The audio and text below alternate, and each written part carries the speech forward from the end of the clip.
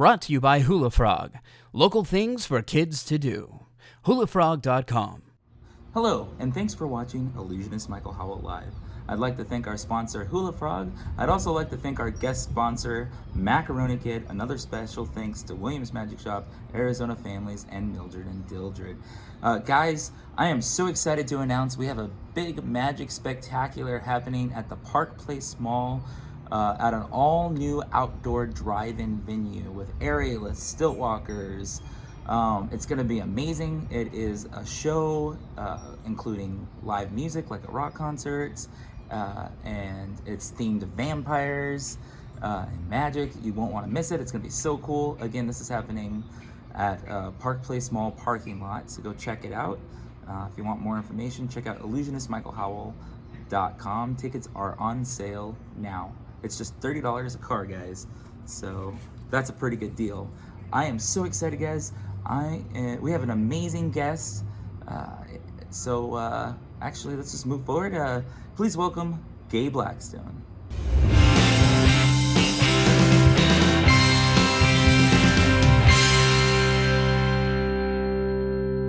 All right, guys, we have a very special guest. I'm so excited. Gay Blackstone. Man, your family has such a big history in magic. Thanks so much for coming on the show. Oh, absolutely. I love it. You produce so many TV shows, and I know you have Don't Blink, you have Masters of Illusions. I think Don't Blink was the older one, but then you have a new street magic show, I believe, right? Yes. Okay. And I will, let's see, I'll remember the name of it shortly. It was one of those things that we did it before the pandemic, and I have been so involved in the meantime, making sure that we did an escape show and making sure everything was good with that, and then doing additional episodes of Masters of Illusion. So yes, it's like a Don't Blink because it's street magic, and That's what I remember. It's street magic, and it's kind of like Don't Blink, but I mean, Masters of Illusions has been on a very long time. And you were telling me just before we started the interview that how long have you been working on Masters of Illusions? Harry Blackstone Jr., my husband, was the host of it originally in 94 and 95. Wow. And he basically did wraparounds for the Fizamax. And then in 2000, I started with David McKenzie and David Martin and some of the rest of the people, started producing the Masters of Illusion. And we've been on all sorts of different networks. We are now just finishing up.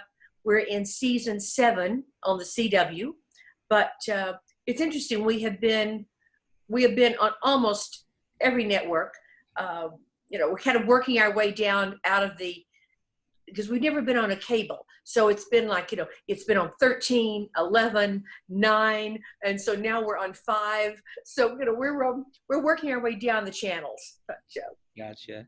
Well, I know that growing up, it's a show that as a child, I watched it and I looked forward to watching it because it's more. Because it's been 22 seasons. Wow. So, that's amazing. Yeah. Go ahead. We've produced more magic than any group in history. Wow.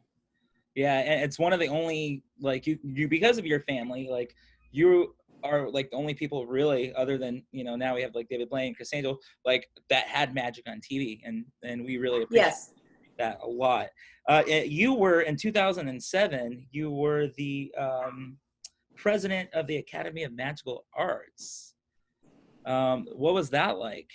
Yeah, well, I was president from 2006 through 2008. Okay, 2006. It was a very difficult time because at that point we did not have the food and beverage.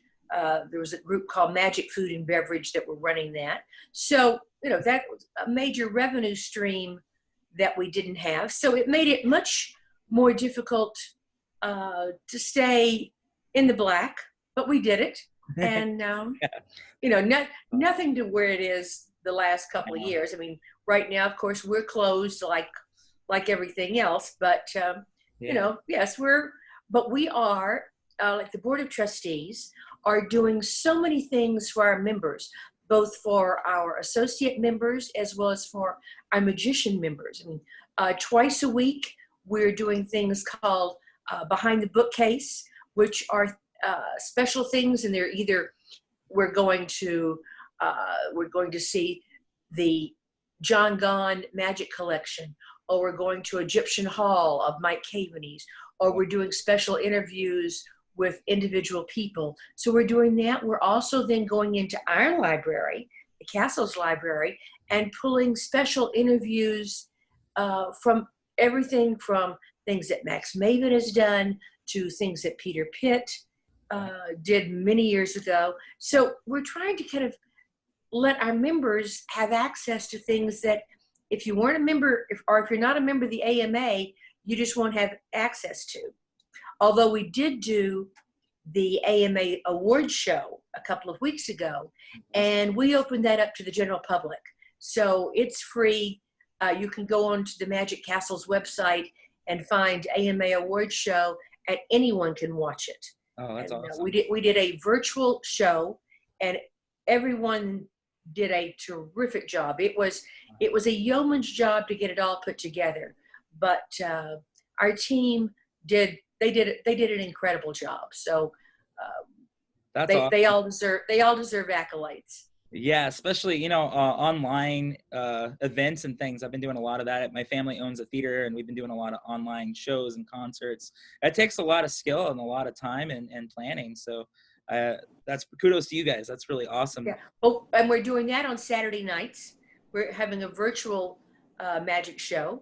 And then for Halloween, Todd Robbins is producing a show, which are the tricks and treats from Todd Robbins and Friends. Oh, so I am really looking forward to that. It's going to be a little different from your normal things. Okay. But it should be great fun. It sounds exciting. So we're all going to be in for a treat. I'm excited. And that's the wonderful thing. We have our members from all over the world that are getting to watch these things. So many of them are saying they're feeling closer to the castle than they have at any other time because they're actually getting to see and participate more. But you're offering so much more, to people that are out of town that can't necessarily go to visit, which is amazing. I love the castle. I've been there several times, and it's a really fun and cool place. So, especially if you're a magician, and it's very special. You're a part of the International Brotherhood of Magicians as well. Yes. So what's your? And it says in brand. Well, I'm kind of like an ambassador. Yeah. Around the world. I mean, not that I'm getting to travel much now, but the rest of the time in between, as I produce shows and travel with them around the world, or I'm going to conventions. So in between both the IBM and the SAM, I'm somewhat of they're ambassadors to meet people because they're both wonderful groups. I'm also a member of the Magic Circle in London. So each organization has their specialty of things for which they are known, and we are so lucky that we do have several of them. Right. I know I'm a member of both, and I've loved both organizations. And then you get, for magicians, there's so much, you guys put the magazines out, and there's so much, there's so much, it's such, for young magicians now, I think you can sign up, it was 8. Is that true for the International Brotherhood? I think Lance was telling me that. Yes, I believe it is. And, and then we have people like Lance Burton and Jeff McBride who, before the conventions start, they spend, before the IBM, they spend 2 or 3 days working with the kids and teaching them the various things. So it's truly amazing what all they do. That's great. Yeah, the main thing, like my main thing, is getting youth interested in the arts, whether it be magic or some types of performing arts. And so it's really nice having you and Lance and other people in this business on, because without the youth getting into it, I mean, it would be a dying art. So absolutely. And that's what it has been for a while. And the fact that you do have Lance and Matt King and Jeff McBride. You have these people doing special programs for the young people. Now, the Magic Castle has, for almost its entire history, had the junior magicians, but that's a little different group because these are young magicians who have to come and audition, or this time they're going to be auditioning on Zoom, but they have to come with an act already. Right. So they have to audition their act. And if the group thinks there's potential, then they bring them in, and then it can get honed, and you have other experts working with them. But it's not teaching them magic so they start out to learn the art of magic. Right. But, from it, you've had people like Ed Alonso, excuse me. Oh, yeah. And you've had Joel Ward and Neil Patrick Harris. And, there are so many young people that have come out of this program in learning the art of magic. Have you seen, there's a new movie on Disney that came out. I don't remember what it was called, but it's basically, or it's called Magic Camp. Duh. And it's actually, that's what that reminds me of. They have to audition. They send an audition video in, and, Is it a film or is it a documentary of the Canon Magic Camp? It's a film, and it's called Magic Camp. And I know about it because Lance Burton actually said, I'm so honored to be a part of the opening, because I don't know, they probably went to his publicist or whatever to get the footage and get the okay, but he found out from somebody telling him that he was a part of it. But that's kind of what that sounds like, which is, and it's neat Disney's doing this because it's inspiring youth again. And I think, of course, to get into magic. And I think that, I know that you're a huge part of what has brought magic back around and kept the magic alive. And without you and your family, I think magic would be extreme dying art. So we really do. Thank you. And it's very important that in this day and age, we do share, because magic is one of those fields that has always been taught orally. You learn from person to person versus as much classes. Now we do have the classes, be it an online class or a class in somewhere or a magic camp. But even then, it's still the art of learning to do something, learning the philosophy, learning the concept, and very importantly, learning the history of magic. Because without those things, you really can't get into it, because you can learn a trick, which is great. Yeah. But if you don't know how to adapt that trick to your own personality and to your own style, then you're just doing a trick. Exactly. And how many times have we seen the Gene Anderson paper tear? Yeah. Which Gene does incredibly well. Doug Henning did it incredibly well. But so many other people, when they do it, you're thinking to yourself, oh, Gene Anderson really needs to be teaching that to this person. and that, because it's a teaching art. So now that we can share with the other mediums that we have, it's I hope many more young people do become interested. Me too.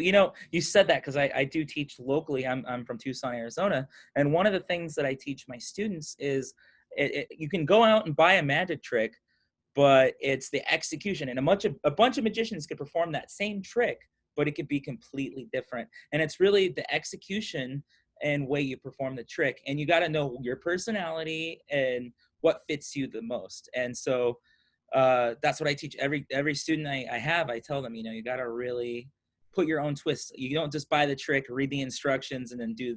I get so frustrated because a lot of young magicians, and when you're starting out, you read the instructions and it has the script in there, and a lot of people do the same script. But from that, you got to learn to take on, write your own script, come up with a unique way to do something. Like the bowling ball trick is done. You draw the bowling ball onto the notepad, and the bowling ball falls out, and that's one. But then I've seen different executions. I do one with a giant rubber duck that turns to a live duck, and that's just something like you said, like that. You also, one of the things that's so important for young people to learn are the ethics. If you buy a trick and it comes with instructions, that's one thing. But if you see someone doing a trick and you take their pattern and their material, that's not right. No. Those are the ethics. They've worked that out themselves. just because you've heard the words does not give you the right to take the words. Exactly. Yeah, you want to make it your own. You want to be creative, and that's basically, it's like a song, if you don't pay for the rights. My family owns a theater here in Tucson, and we have an ASCAP license, a BMI license, and Of we course. pay to use that music. And that's the thing with magic. If I'm gonna do a spin of a trick, I buy the trick first, and then I create my own spin off. That way, I'm respecting my art, and I'm able to put off my spin on the trick. That way. And when you learn it that way, there are times you can look at it and go, oh, I see why they did it that way. Oh, because in my mind, I was going to do this, but when I'm really working with the prop, I see why they tipped it this way instead of tipping it that way, or what the various little innuendos are. And when they're in the instructions, then that's fine, because you as you said, you have bought them, so you then have the right to do that. Yep. But it's funny. The script that I hear a lot is an illusion called the banana bandana, and a lot of people perform that the same exact way. And I've seen multiple magicians do it. And so I've actually said, I want to do this trick, but I want to do it completely different. So I do something in the style of it, but that's one that just got performed and performed and performed. So just taking something like that, I paid for the rights, and then completely made it different. Now, what is your advice to somebody that's young, just getting into magic? What is your advice to somebody just starting out in the art form? Work anywhere you can, not for money. Volunteer, work wherever you can, because to be good, you have to be bad first. No one ever walks out there and just kills it time after time immediately. No, you have to learn, you have to rehearse, but then you get to a certain point where you have to rehearse in front of an audience. But, don't make people pay for that. So, there's so many places that you can go and volunteer to perform, and do that, because you learn the way an audience responds, or you learn the way they don't respond. All those various things that are very important.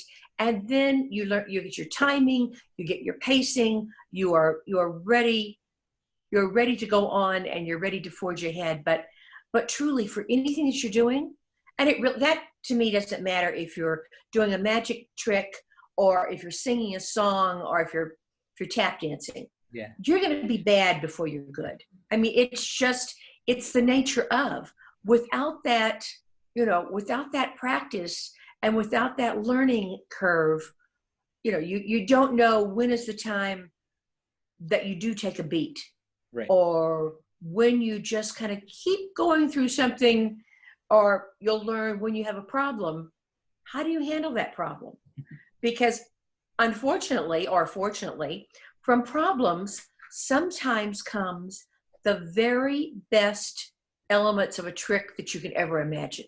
Yeah. A few weeks ago, on David Sandy and Lance Rich do have the collectors on Sunday afternoons or Sunday evening. And someone asked, they said, from the zigzag, where did the line come about the hanky? And they were going, I don't know. I remember Harry doing it, but I don't know. So I was actually there, and I raised my hand, I put the little visual thing on. And I said, it happened from an accident. We were working with Donnie and Marie Osmond and the Osmond brothers. And between shows, Donnie and Marie, it was Marie's first engagement. And they played with the prop. Didn't say anything to anyone. Mm-hmm. Well, because they didn't know how it worked, they crimped it. And so when we got in it to do it for the next show, and Harry couldn't quite get it to move, and he did it quickly then with a lot of force, it slipped my finger. So my finger was bleeding. And that's where Harry went to the line, like, to catch the, here, take the hanky, it'll catch the drippings. Well, that was a true line. Wow. But it got such a laugh, and the audience didn't realize that my hand was, my finger was bleeding. So we kept the line in, and many people tried to use the line later and all. But that's where it came from, a necessity. Wow. And after that show, I went to the hospital and got 3 stitches. So that's amazing. That's funny how spontaneity and accidents sometimes become like a huge part of your act, you know, and I've learned that throughout performing. Like those are sometimes the best moments. Absolutely. um Because you don't ever know what, they're caused by things, and so this is it. So as David in the group of the collectors, they weren't sure whether it was something that Robert Harbin had come up with or what. It was so funny. They're all going, and so many of them said, "Oh, yeah, we use that line." Well, you don't know the reason why it was a funny line and why the line was even there. So and that's crazy, because every time I see that trick, though, there's always the girl with the hanky too. So that's where that came from. that's where it came from. Wow. So you said Masters of Illusions, it's airing, when is the next episode airing? We air Friday nights. Friday nights. And we have a new episode on at 8:00 Pacific time this Friday night. Friday, okay. We're on at 8 and at 8:30. Okay. And we will actually be going through the end of the year. I'm not sure we're going to remain at the same time, but I know we're on Friday nights through October. Awesome. And then I think we may be moving to Sunday nights. But as I said, I know we're on until the end of the year because we have several new episodes. Wow.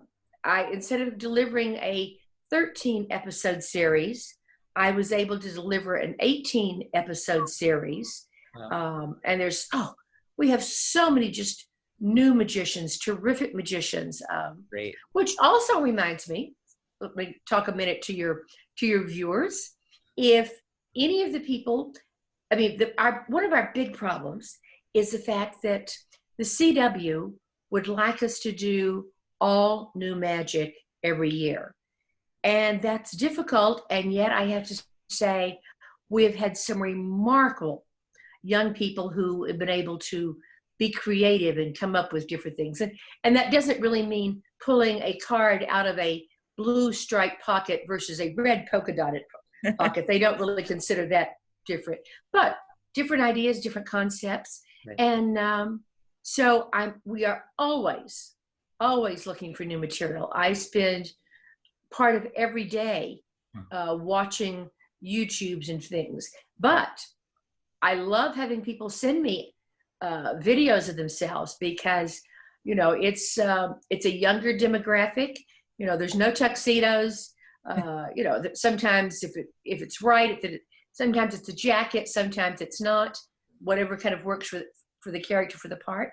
But no, so we love getting, new submissions and new people. And where do these people, where they go, where can they submit something to you? They submit it to me, and that's gay, GAY, at ATI.LA. Okay, perfect. So they can submit videos. I'll have to submit my video. I was just telling you about that. We have no idea when we're going to be shooting again or how we're going to be shooting. But if you don't submit things to me and you're off my radar, I'll never know about you. Exactly. And guys, if my crystal ball gets a little foggy. And guys, if you haven't seen the show Masters of Illusions, definitely check it out on CW. And like I said, I've been watching it since I was very little. They got stuff for all ages, whether you're 1 year old or 100 years old. You're definitely going to want to watch Masters of Illusions and some of Gay's other shows. We have Street Magic. Street Magic, yeah. Street Magic. We have Don't Blink. Don't Blink. We have the 21st anniversary of Masters of Illusion. Wow. We have the Masters of Illusion Best Escapes, which was a new show this year. One of the people it featured, for all you young gentlemen out there, we have a young lady, incredible, wow, fabulous, gorgeous, and she does very good magic. She did the Table of Death. Her name is Josephine Lee. She's from England. She's doing some very nice escapes and some really nice magic things. So you have to tune in to see her, because she does a couple of very different sort of pieces. Wow. And That so, is you know, exciting. you never know. Yeah, and female magicians, guys, if you're a female and you want to get into magic, we need more. Please. Yeah. Yes. We are looking, I am constantly, if I could find, this year we had 11 female magicians on, which is our record number. You know? Wow. So, I mean, I'm trying for more. If I could have, because we had 45 magicians grand total. Wow. So if I could have 25 females and 25 males, I'd love it. That would be perfect. Yes, absolutely. Well, thank you so much for coming on. I wish we could talk longer. You have so much insight and so much exciting things to talk about. Then I can come back and we'll talk some other time. Thanks so much for coming on, Gay, and it's been a complete honor. Delightful being here. Hey guys, that was so awesome. Thank you so much, Gay, for coming on the show. You are so involved in the magic community, and unfortunately, I would have loved to talk to you longer, but this would be like a 6-hour episode if we got to talk to you longer, because you have so much insight on the magic community. Guys, we're gonna welcome back Jerica. Jerica, you ready for the jokes of the day? The worst jokes you've ever heard? No? Well, here you go. Okay, these are gonna be all owl jokes, because, you know, owl is the symbol of magic. All right, Jerica, what is a barn owl's favorite subject in school? What is a barn owl's favorite subject in school? Owlgebra. Get it? Owlgebra. Ah, it's terrible. Okay, I'm gonna turn this over. Okay, what do you call an owl with a low voice? What do you call an owl with a low voice?